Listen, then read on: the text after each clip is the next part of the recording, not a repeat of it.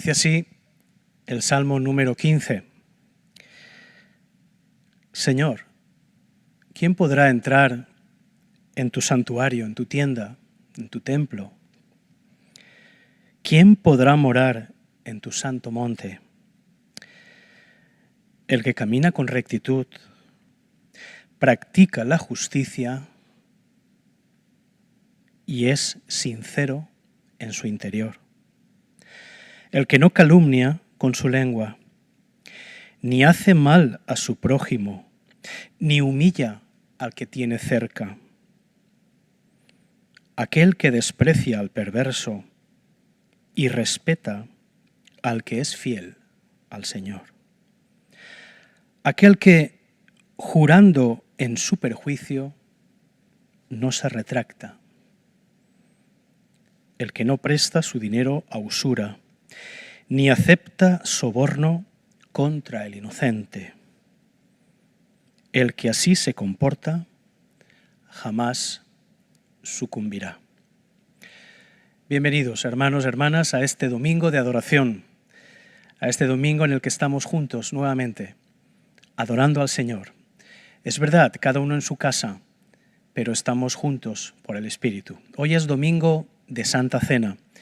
Os sugiero que podáis tener preparados los elementos del pan y del vino para que al final de esta celebración podamos sumarnos a esta memoria, a este recordatorio que el Señor nos dejó establecido. Quiero que abráis vuestro corazón al Señor en este día, le llamemos Padre, y ese es un privilegio enorme, poderle llamar Padre, venir ante Él, porque Él ha hecho posible, por la justicia en Cristo Jesús, que seamos sus hijos. Y en esta mañana poderle adorar juntos, en espíritu y en verdad, dándole el tributo de alabanza que Él merece. Señor mi Dios, al contemplar los cielos, el firmamento y las estrellas al oír tu voz en los potenciales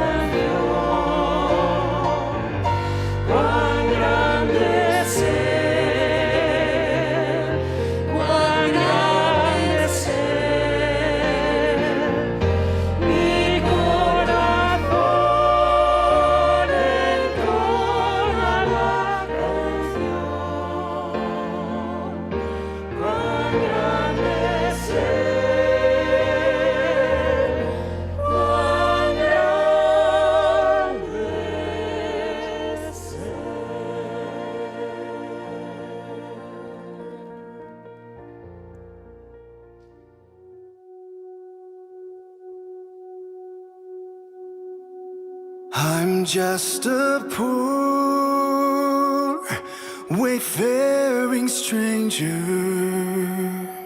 traveling through this world of woe.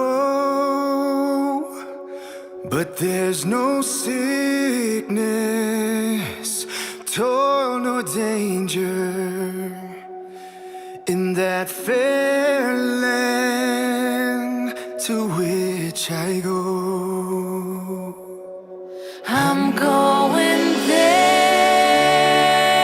to see my Father. I'm going there no more to roam.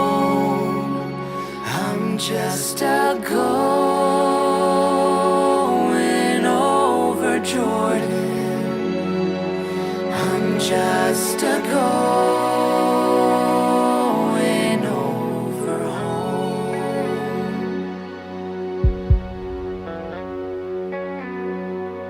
I know dark clouds will gather around me.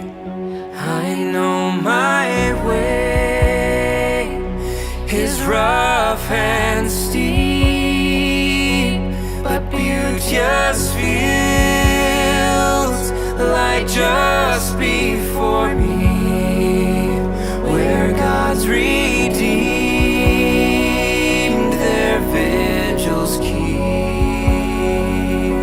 I'm going home to see my mother. She said she'd meet me when I come. I'm only going over Jordan. Over Jordan.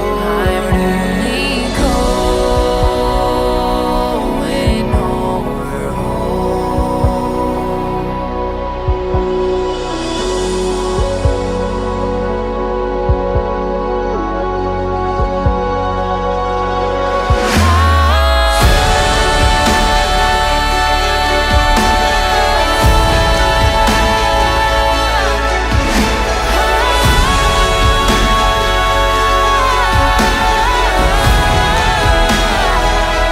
I'm just a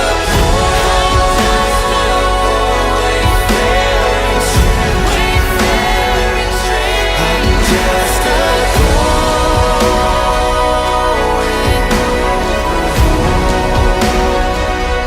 I'm just a poor, wayfaring stranger. I'm just a going over home.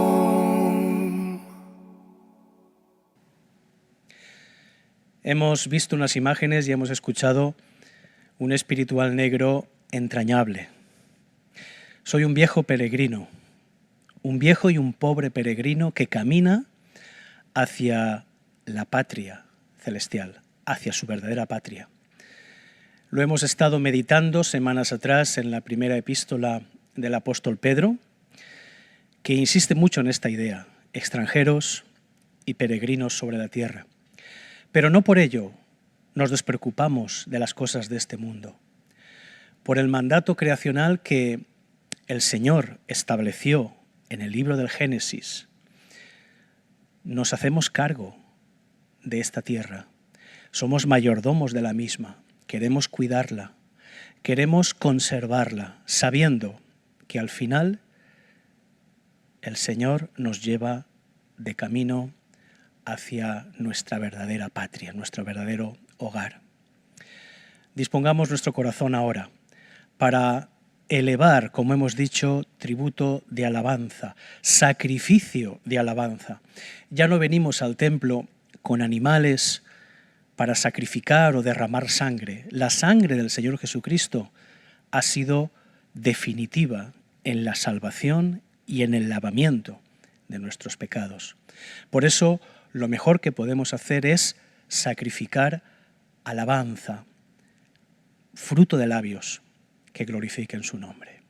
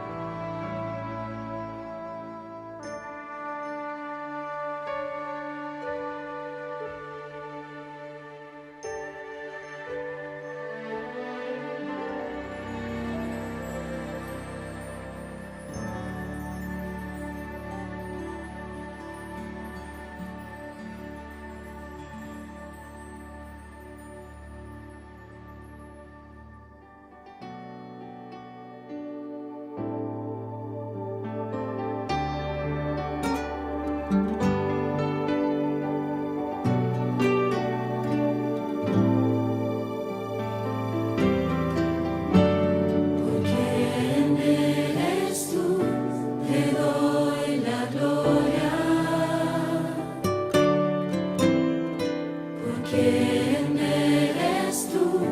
Te doy mi amor. ¿Por quién eres tú? Hoy levantaré mi voz y te adoraré. ¿Por quién eres tú? Y te adoraré. ¿Por quién eres tú? ¿Por quién eres tú? Te doy la gloria. ¿Por quién eres tú?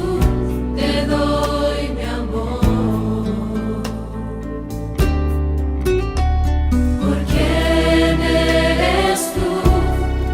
Hoy levantaré mi voz y te adoraré.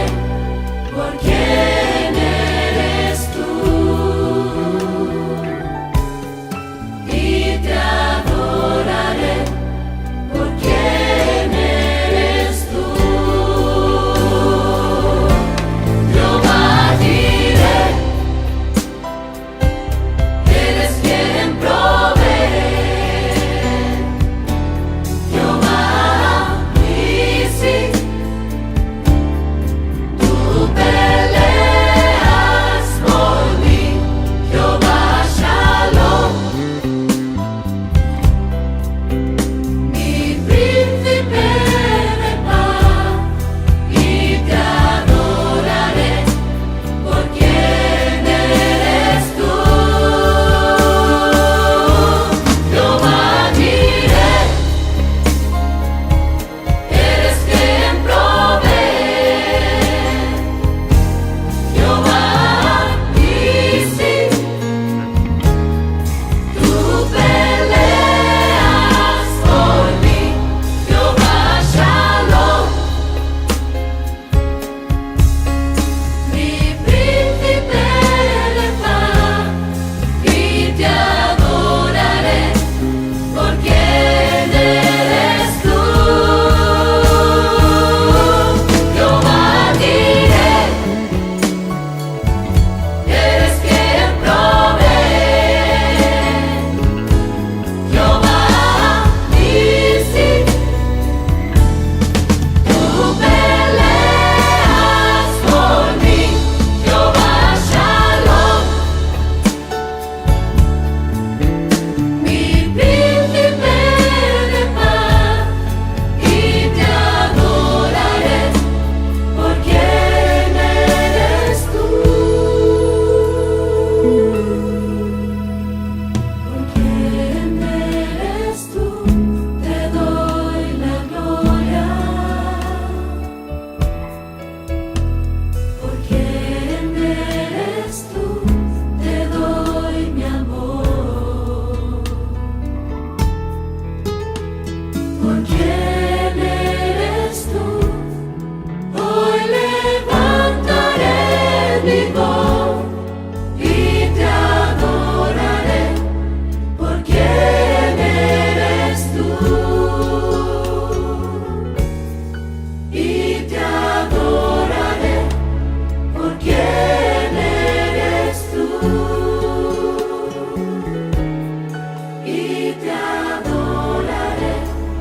¿Por quién eres tú?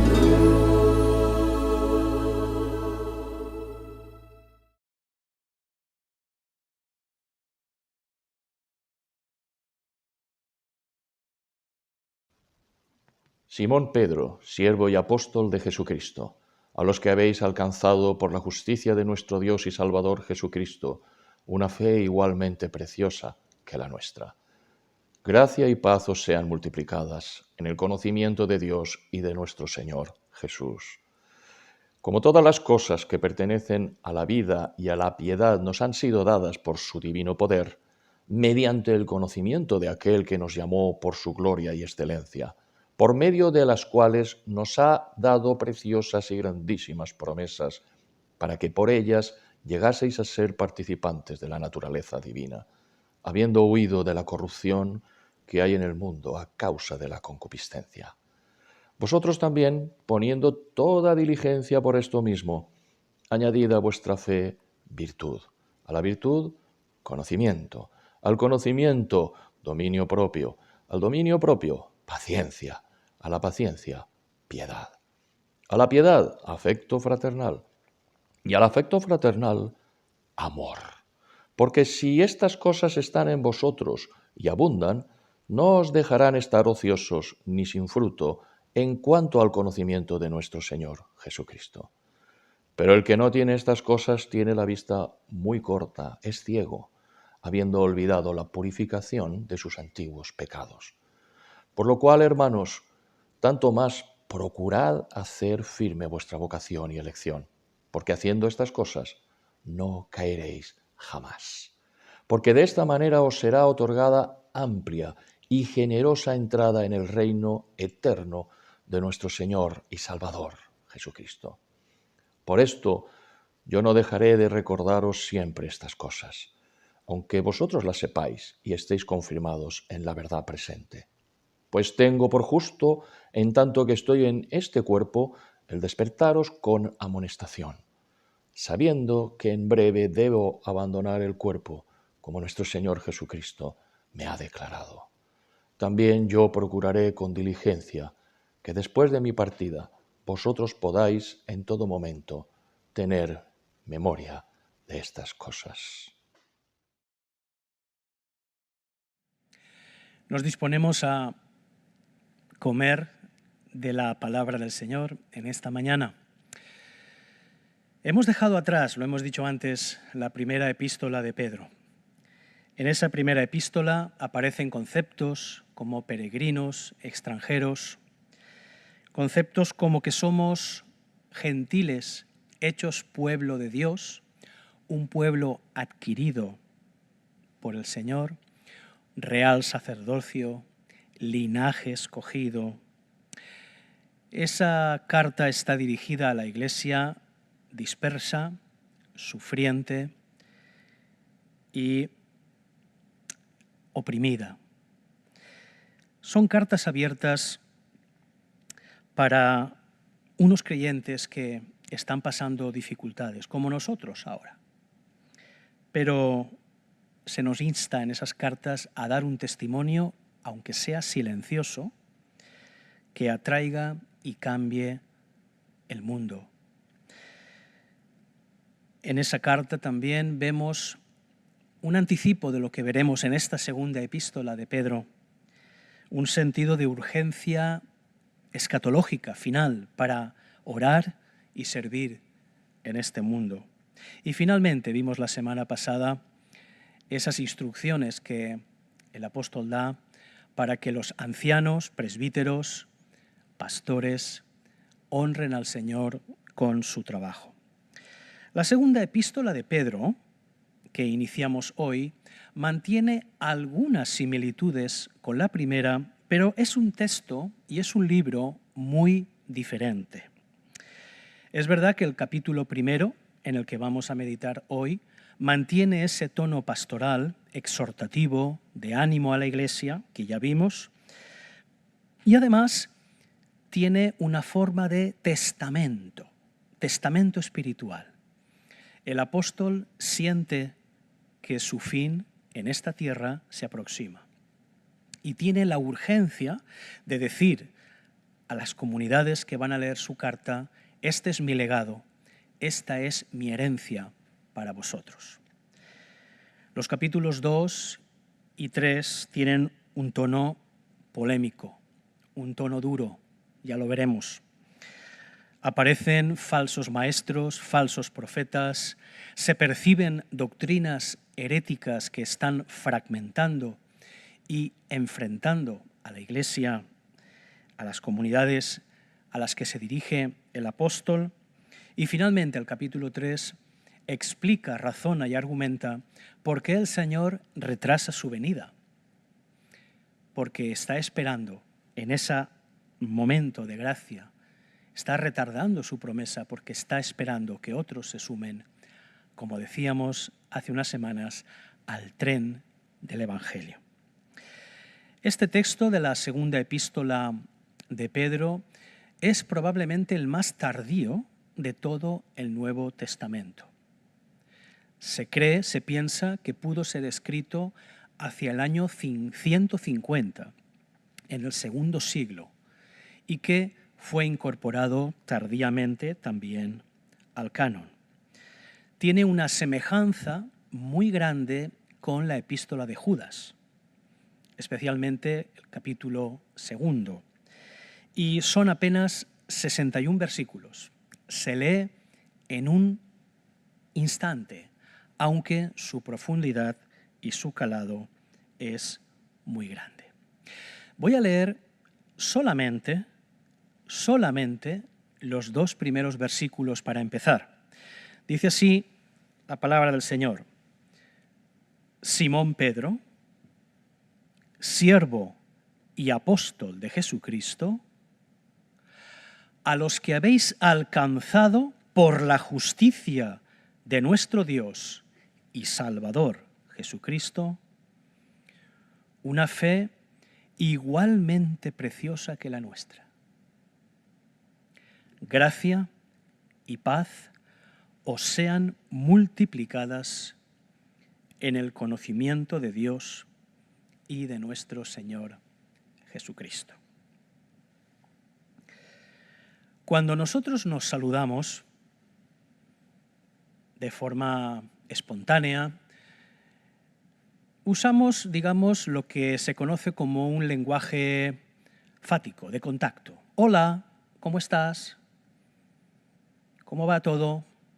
A mí hay una que me resulta muy simpática y un poco irritante, que es ese saludo que dice, ¿dónde vas?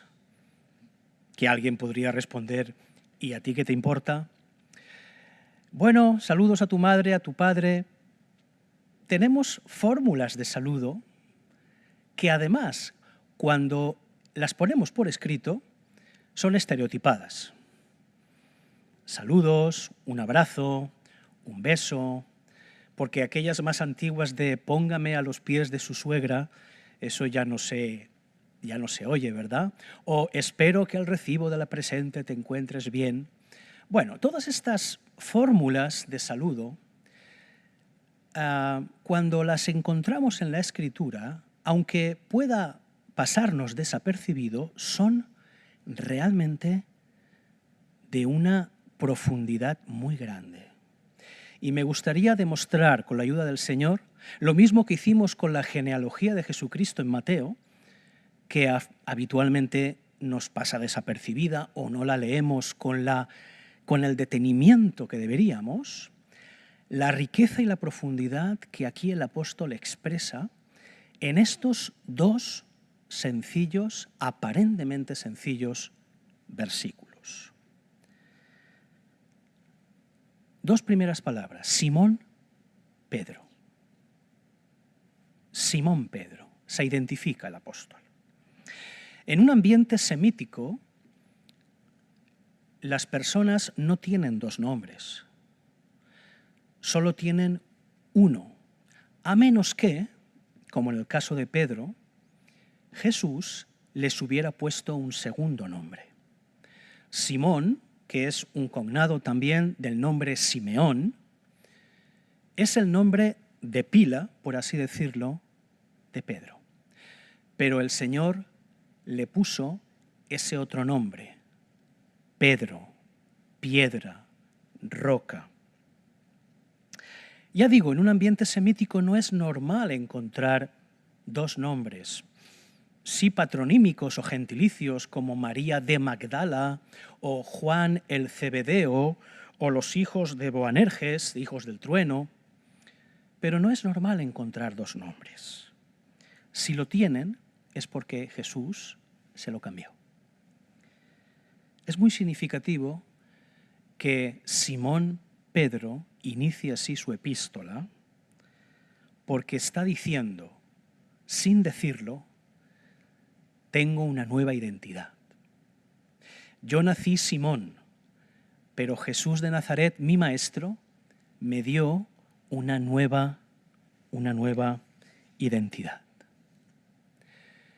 Y si es interesante eso, aún lo es más lo que viene a continuación. Siervo y apóstol de Jesucristo. Siervo y apóstol. Qué llamativa antítesis. Y además, en este orden, es un orden intencional. Siervo y apóstol. A veces, por elegancia, uno podría decir, yo soy apóstol y siervo, soy pastor y siervo, soy diácono y siervo, pero aquí antepone la palabra doulos, siervo, esclavo, al mismo concepto o noción de apóstol. La autoridad apostólica no es un motivo de envanecimiento, sino más bien va acompañada de ese sentido de servidumbre al nombre de Jesucristo. Simón Pedro, siervo y apóstol, se dirige a los gentiles, se dirige a comunidades gentiles y les dice en este tono pastoral, a los que habéis alcanzado por la justicia de nuestro Dios y Salvador Jesucristo una fe que es igualmente preciosa que la nuestra. Dijo Jesús en una ocasión, porque has visto, crees, bienaventurados los que no vieron y creyeron. El apóstol fue testigo directo, ocular y visual, ocular, visual y auditivo de los hechos de la vida de Jesús. Pero aquí no se pone en otro nivel o en otro, digamos, en otra autoridad, una autoridad superior a las personas que escribe. Se nos dice una fe igualmente preciosa que la nuestra. Los falsos maestros, que veremos más adelante, presentaban credenciales de ostentación y de superioridad, se sentían superiores, porque por razones que ya consideraremos, ideas prenósticas que estaban enfrentando a la comunidad, hablaban a sus hermanos de forma despreciativa, consideraban inferiores, no iniciados en los secretos mistéricos de la fe. Pero aquí Pedro no hace gala ni ostentación de su condición apostólica, sino más bien les da, digamos, da un tono igualitario, de hermandad y de fraternidad a las personas miembros de las comunidades cristianas primitivas a las que se dirige. Habéis alcanzado por la justicia de Dios y de nuestro Salvador Jesucristo. Hermanos, la salvación es un regalo de Dios, ¿verdad? La salvación es un regalo de Dios. Por más veces que lo digamos, no será suficiente. Es un regalo que no podemos ni generar ni alcanzar por nosotros mismos. Por eso dice, habéis alcanzado en virtud de la justicia de nuestro Dios y Salvador Jesucristo. Probablemente Pedro recordaría aquellas palabras de Jesús cuando dijo Mateo y en Juan, ¿quién dicen los hombres que soy yo? ¿Quién dicen los hombres que soy yo? ¿Un profeta? ¿Un legislador? ¿Quién dicen que soy yo? Y Pedro confiesa, tú eres el Cristo, el Hijo del Dios viviente. Cuando escuchamos eso, que es una declaración solemne y fundamental de la fe, Jesús no le responde con una felicitación y le dice, muy bien, Pedro, has sido muy hábil, conspicuo, inteligente. Has llegado por ti mismo a esa conclusión. No le dice eso, lo sabemos muy bien. ¿Qué le dice? Ni carne ni sangre te lo ha revelado. No tienes nada de qué presumir en cuanto a eso. Es un don del cielo. Mi Padre, a través del Espíritu Santo, te lo ha revelado. Tú eres el Cristo, el Hijo del Dios viviente. Gracia y paz os sean multiplicadas. ¿Pero en qué? Esto es fundamental. En el conocimiento de Dios y de nuestro Señor Jesucristo. A veces pensamos que en materia de fe, de iglesia, ya lo sabemos todo. Que nuestras rutinas se imponen y yo ya controlo esta situación. Pues, hermano, hermana, amigo y amiga, el apóstol afirma aquí que la gracia de Dios y la paz de Dios solo irán en aumento en la medida en que conozcas más y más y más a Dios en Cristo Jesús. Por tanto, como hemos dicho tantas veces, nuestra fe sigue en construcción, es dinámica y sigue caminando. Versículo 3. Como todas las cosas que pertenecen a la vida y a la piedad, nos han sido dadas por su divino poder, mediante el conocimiento de aquel que nos llamó por su gloria y excelencia. Todas las cosas que pertenecen a la vida y a la piedad nos han sido dadas por su divino poder. ¿A través de qué? Del conocimiento de aquel que nos llamó para su gloria y excelencia, por medio de las cuales nos ha dado, atención a esto, preciosas y grandísimas promesas, para que por ellas llegaseis a ser participantes de la naturaleza divina. Queridos hermanos, ser hijos e hijas de Dios es un don, es un regalo del Señor, una bendición que hemos recibido de forma inmerecida y que nunca podremos valorar en su justa medida. El versículo 3 aquí dice nos llamó. El versículo 11 que cierra este pequeña parte del primer capítulo dice para su reino eterno, nos llamó a su reino eterno. Nos ha dado todas las cosas, preciosas y grandísimas promesas. Es como si fuéramos los herederos de una fortuna, como esos niños pequeños que son herederos universales de una fortuna enorme, pero son todavía tan jóvenes que no pueden, digamos, concebir el legado, la riqueza que se les ha venido encima. Espiritualmente hablando, yo me siento un poco así, heredero de una fortuna espiritual grande, profunda, hermosa, que me emociona, pero de la cual aún no tengo cabal conocimiento, completo conocimiento. El Señor ya nos ha dado todas, lo dice aquí, todas las cosas que pertenecen a la vida y a la piedad, nos las ha dado todas. Lo que pasa es que nosotros, en nuestra limitación, no las concebimos todas.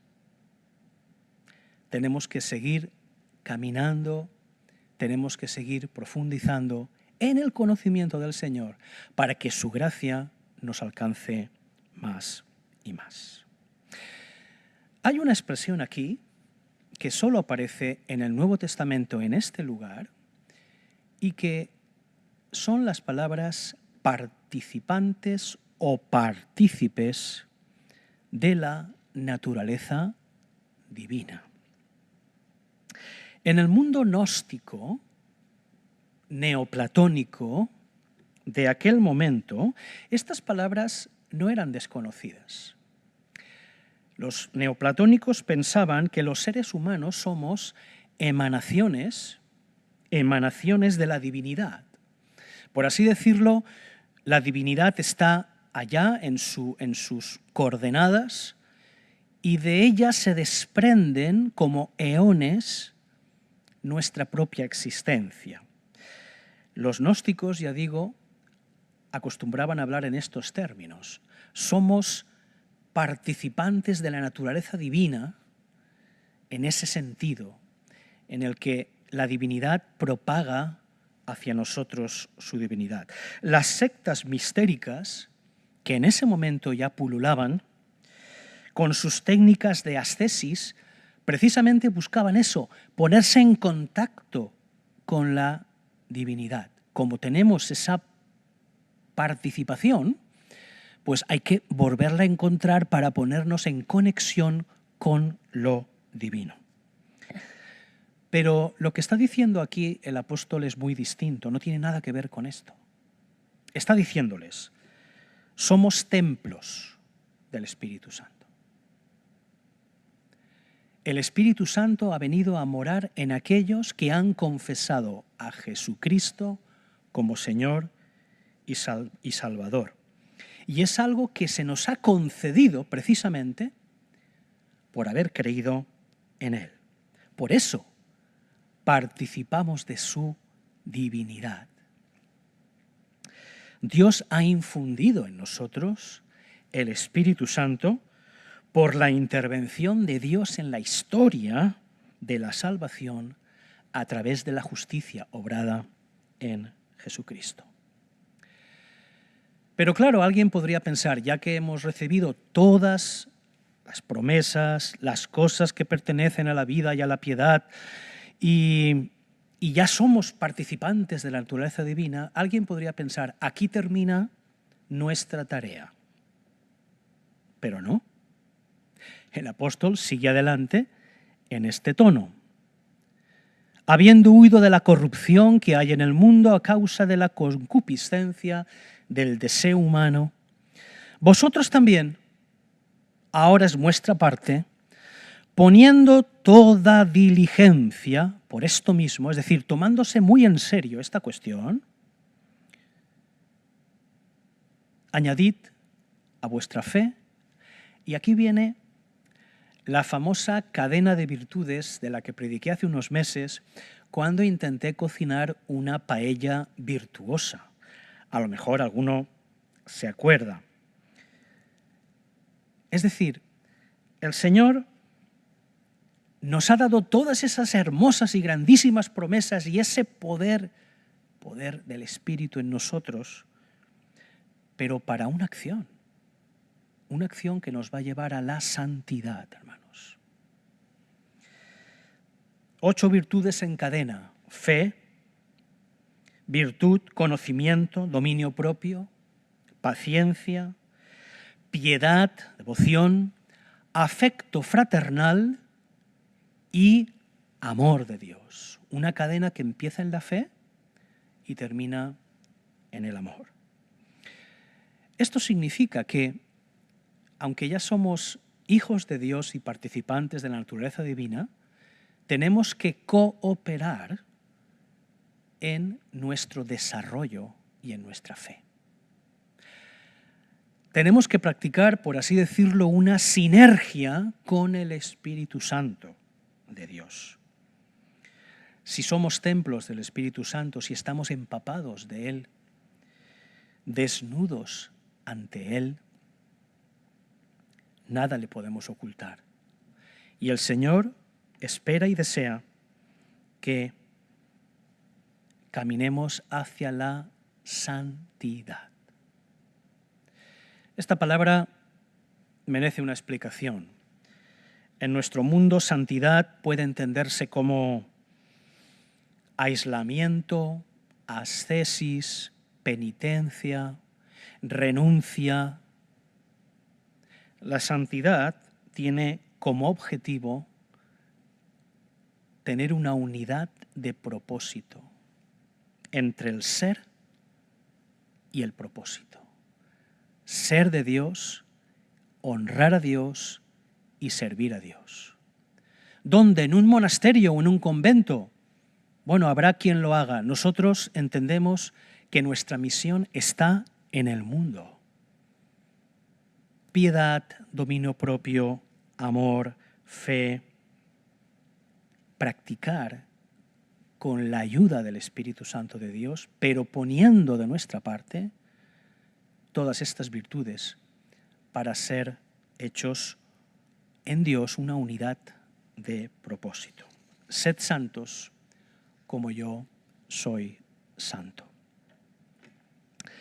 Añade el apóstol, porque si estas cosas, todas estas, están dentro de vosotros y abundan, es decir, crecen, no os dejarán estar ociosos, ni sin fruto, en cuanto al conocimiento de nuestro Señor. Ahora bien, el que no tiene estas cosas tiene la vista muy corta, tiene miopía espiritual, es ciego y, lo que es más peligroso, se ha olvidado de la purificación de sus antiguos pecados. Se ha olvidado. No tiene memoria de que en algún tiempo anduvo sin Dios y sin esperanza. Se ha vuelto su fe esclerótica, se ha vuelto una fe rígida, una fe estéril. Y eso es una amenaza muy seria que nos está haciendo el apóstol en esta mañana. Por lo cual, hermanos, procurad hacer firme vuestra vocación, fortalecerla, fundamentarla. Y elección, porque haciendo estas cosas no caeréis jamás. Porque de esta manera, así os será otorgada amplia y generosa entrada en el reino eterno. En el reino eterno fuisteis llamados ¿a qué? A este reino eterno de nuestro Señor y Salvador Jesucristo. Dije al principio de la meditación que esta carta tiene un aire, o más bien una forma literaria que parece un testamento. Por cierto, ¿has hecho tu testamento? Digo esto porque es un sencillo trámite ante notario que te podría ahorrar algún disgusto. De todos modos, lo más valioso que vas a dejar a aquellos que te sucedan seguramente no es de carácter material. Lo más valioso que vas a poder dejar es tu herencia espiritual.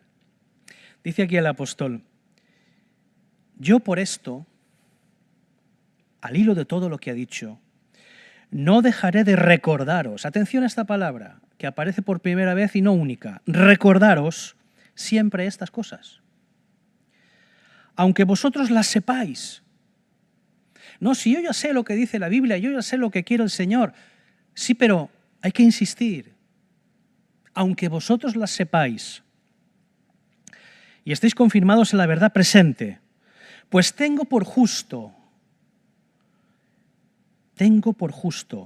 en tanto que estoy en este cuerpo, mientras viva, o sea, tengo la convicción, tengo la urgencia de despertaros con amonestación, dice el apóstol.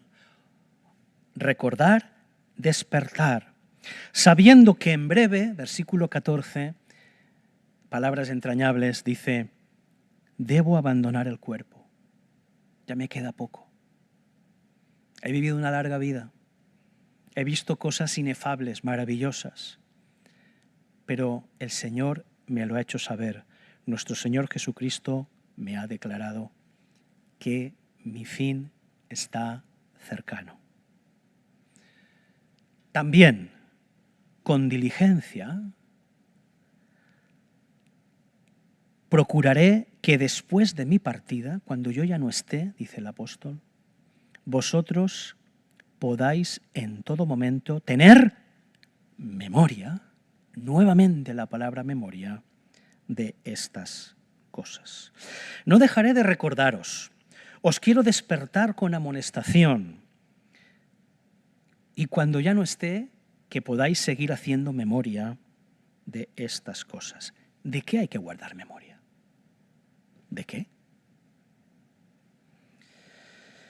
De la verdad del Evangelio. Lo veremos en las sucesivas meditaciones de esta epístola. Se había olvidado y perdido de vista que la verdad del Evangelio está basada en el testimonio apostólico que estuvo tocante al Verbo con Jesús de Nazaret el Cristo, y confesar juntos que Jesús vino en carne, que se humanó y se sacrificó por amor y nos limpió, que habiendo resucitado fue el primero en rescatarnos del pecado y en hacer la paz con Dios. Hay indicios en esta carta de convertir la fe cristiana en un misticismo, en algo desencarnado, algo que no se ocupa de las cosas humanas, de la condición humana. También lo vemos en las epístolas de Juan. Hoy también tenemos espiritualidades a la carta que intentan parecerse a la fe cristiana, tienen una música parecida, pero una letra muy distinta. Parece que suenan a cristiano, pero en su esencia lo niegan. ¿De qué hay que hacer memoria? De que Jesucristo ha venido en carne, que resucitó y por tanto nos ha hecho renacer a una vida eterna, una vida de Dios. Ya no vivo yo, sino que vive Cristo en mí. Mirando a la eternidad, pero mirando a la eternidad no nos desentendemos del mundo. Esperamos un mundo mejor, pero cuidamos de este como buenos mayordomos y buenos discípulos. Estoy terminando. Me gustaría terminar en esta mañana con una hermosísima canción. Decimos que los textos de la Escritura son textos inspirados por el Espíritu Santo y forman parte del canon de la Escritura. Pero me gusta pensar y decir que hay algunas composiciones contemporáneas que están realmente inspiradas. Inspiradas. Mi reflexión final es de sorpresa, de convicción y de gratitud eterna al Señor por haber sido escogidos, llamados y escogidos en Cristo Jesús. ¿Quién soy yo para que tú, Señor, me hayas amado? ¿Quién soy yo? A mí me maravilla y me deja mudo y me asombra que el Señor se hubiera podido fijar en mí.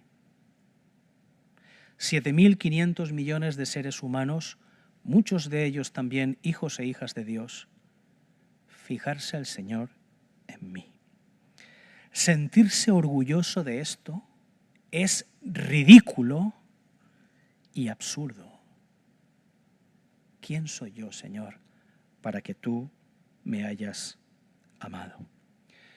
Voy a leerte la letra de esta canción que seguramente conoces y que expresa la sorpresa, la admiración, la convicción también, porque el Espíritu dice a nuestro espíritu que somos hijos de Dios, y finalmente una gratitud eterna por esto. No sé cómo, pero tengo esperanza. No sé cómo, pero sé que soy feliz. He tratado tantas veces de encontrar una razón que justifique el porqué de tanto amor. No sé cómo, pero sé que soy distinto. No sé cómo, pero Él me transformó. Y no fue mi propio esfuerzo el que me hizo ver la luz, fue su sangre derramada en la cruz. Otra vez ante ti en humilde oración, ni siquiera me contestes, solo mírame, Señor. Ya no sé qué pensar, no sé cómo expresar el temor y el asombro que hay en mí. Todavía no lo sé, no me has dicho aún qué fue lo que viste en mí para quererme. Es que no entiendo la razón de tanto amor derrochado. ¿Quién soy yo para que tú me hayas amado? Amén.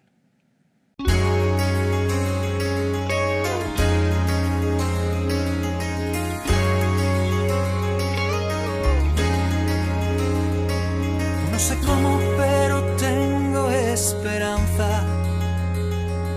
No sé cómo, pero sé que soy feliz. He tratado tantas veces de encontrar una razón que justifique el porqué de tanto amor. Y no sé cómo, pero sé que soy distinto. No sé cómo, pero Él me transformó. Y no fue mi propio esfuerzo lo que me hizo ver la luz, fue su sangre derramada en la cruz. Otra vez ante ti, en humilde oración, ni siquiera me contestes, solo mírame, Señor. No sé qué pensar, no sé cómo expresar el temor y el asombro que hay en mí. Todavía no sé, no me has dicho qué fue lo que viste en mí para quererme. Es que no entiendo la razón de tanto amor derrochado. ¿Quién soy yo para que tú me hayas amado?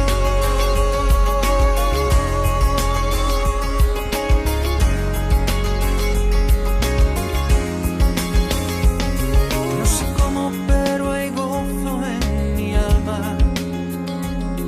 No sé cómo, pero tú me has dado paz. Y soy libre como el sol, como la luna, como el mar. Nada puede detener tu libertad. Ya no intento comprender esta locura, palpitando al son del sol y de la luna. Solo puedo darte gracias, repetírtelo otra vez. Toma el agradecimiento de mi ser. Otra vez ante ti, en humilde oración, ni siquiera me contestes, solo mírame, Señor. Ya no sé qué pensar, no sé cómo expresar el temor y el asombro que hay en mí. Todavía no lo sé, no me has dicho aún qué fue lo que viste en mí para quererme. Y es que no entiendo la razón de tanto amor derrochado. ¿Quién soy yo para que tú me hayas amado? Ni siquiera me contestes, solo mírame, Señor. Ya no sé qué pensar, no sé cómo expresar el temor y el asombro que hay en mí. Todavía no lo sé, no me has dicho aún qué fue lo que viste en mí para quererme. Y es que no entiendo la razón de tanto amor derrochado. ¿Quién soy yo? Oh,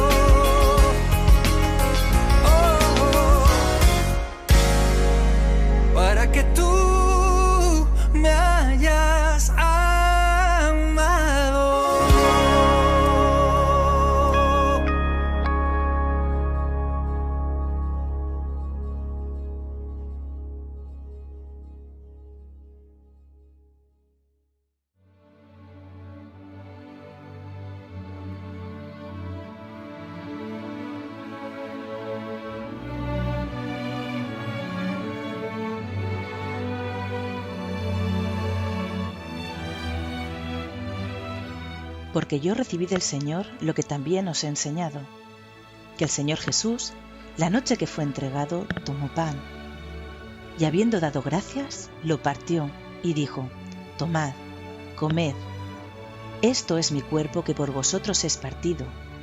Haced esto en memoria de mí.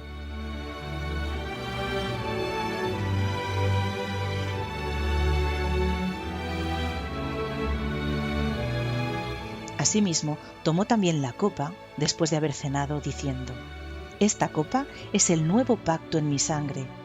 Haced esto todas las veces que la bebiereis en memoria de mí.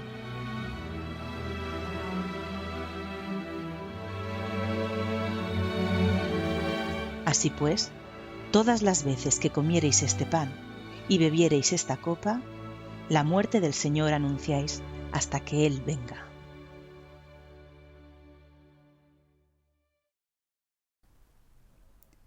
Estando Jesús sentado delante del arca de la ofrenda, miraba cómo el pueblo echaba dinero en el arca, y muchos ricos echaban mucho.